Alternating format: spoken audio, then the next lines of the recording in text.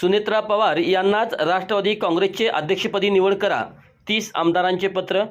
राष्ट्रवादी काँग्रेसच्या विलीनीकरणावरून दावे प्रतिदावे सुरू असताना अजित पवार यांच्या नेतृत्वाखालील राष्ट्रवादी काँग्रेसच्या 30 आमदारांनी पक्षाच्या राष्ट्रीय अध्यक्षपदी उपमुख्यमंत्री सुनेत्रा पवार यांची नियुक्ती करावी, अशा विनंतीचे पत्र पक्षाचे राष्ट्रीय कार्याध्यक्ष प्रफुल्ल पटेल आणि प्रदेशाध्यक्ष खासदार सुनील तटकरे यांना दिले आहे। विशेष म्हणजे सुनेत्रा पवार यांची राष्ट्रवादी काँग्रेसच्या विधिमंडळ पक्षनेतेपदी निवड प्रक्रिया शनिवारी विधान भवनात सुरू असताना त्याच दिवशी काही आमदारांनी राष्ट्रीय अध्यक्षपदाबाबतच्या विनंतीपत्रावर आमदारांच्या सह्या घेण्यास सुरुवात केली होती।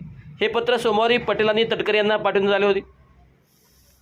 पक्षाच्या युवक, विद्यार्थी, संस्कृती इत्यादी विविध सेलच्या अध्यक्षांच्याही या पत्रावर स्वाक्षर आहेत। अजितदादा पवार यांच्या निधनामुळे पक्षावर मोठा आघात झाला आहे। अशा कठीण परिस्थितीत पक्षाला संघटित ठेवण्यासाठी शांत, सक्षम आणि विश्वासार्ह नेतृत्वाची नितांत गरज आहे।